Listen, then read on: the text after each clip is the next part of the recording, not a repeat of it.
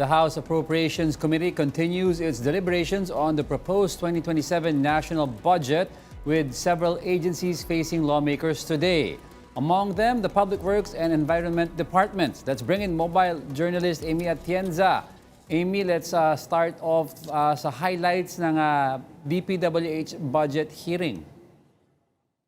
Yes, Diego, dito nga sa nangyaring budget deliberations ng House Committee on Appropriations ay sumalang na nga Department of Public Works and Highways.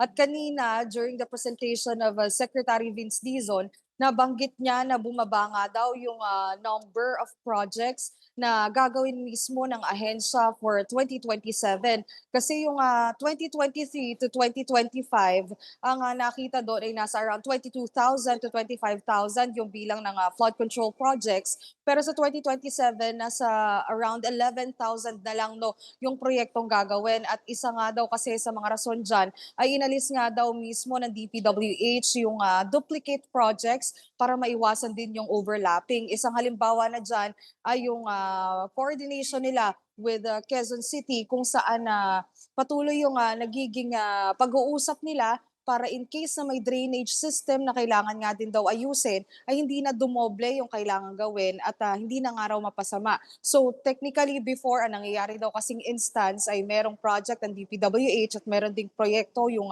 local government unit. Pero ngayon, iisahin na lang yun para hindi nga mag-overlap yung mga proyektong gagawin. Bukod pa dyan, meron din daw kasing mandato ang Department of Budget and Management pagdating dito sa mga maliliit na proyekto na wag na nga daw munang bigyang pansin dahil kung may mga proyekto na less than 5 million pesos ang halaga, wag na daw muna masyadong pagtuunan ng pansin. So ang tinitingnan ngayon ng DPWH ay yung mga proyekto na malalaki at kinakailangan nga daw tapusin. So technically yung mga unfinished projects na meron nga daw sa iba't ibang lalawigan dito sa ating bansa. At kanina, nung nakapanayam din natin si Secretary Vince Dizon, nabanggit niya na meron nga daw constant coordination din mismo ang DPWH with Project NOAA pagdating sa mga flood control projects kung saan sinasabi dito ni Secretary Dizon no, na kailangan nga daw nilang tingnan yung mga flood-prone areas. Isa na yung Bulacan sa mga nababanggit niya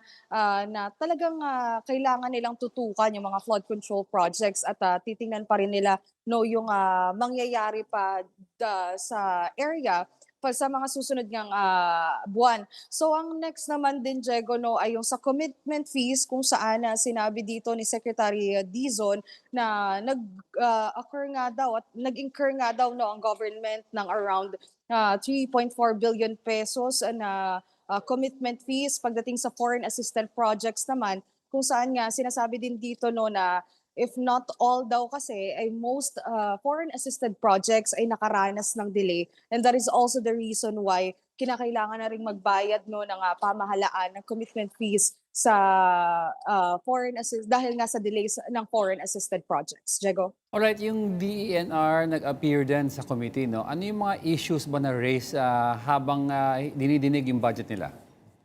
Pagdating naman dito no, Diego, sa Department of Environment and Natural Resources, isa sa mga talagang tinitingnan no ay yung sa welfare din ng farmers kung saan nga gusto nila talagang makuha no yung rights nila sa lupa. Pero dito kasi sa naging discussion din ng DNR budget hearing ay meron daw kasing mga land disputes na hindi pa talaga ma-resolve mismo ng ahensya dahil kulang din daw sila sa resources. So titingnan din mismo ng ahensya kasama ng House Committee on Appropriations kung paano nga ba mapaglalaanan ng sapat na budget para nga ma-resolve itong land disputes na kinakailangan din, especially sa agriculture sector ng ating bansa. Alright, pinapakinggan din ba yung budget ng Department of Migrant Workers or DMW? Well, later on pa yan, no, Diego, mapapakinggan natin yung magiging talakayan naman ng budget pagdating sa Department of Migrant Workers. Isa sa mga ina-anticipate din natin dito no, na mapapag-usapan ay yung naging welfare din ng overseas Filipino workers, lalo na sa Middle East, lalo na kasagsagan din ng Middle East crisis. So titingnan natin kung ano nga din ba yung budget na mailalaan mismo ng ahensya kasama ng Kamara pagdating dito sa pagsasaayos din ng mga benepisyo, pati na rin yung mga nawala sa OFWs dahil nga sa Middle East crisis. Alright, thank you for those updates. Mobile journalist Amy Atienza.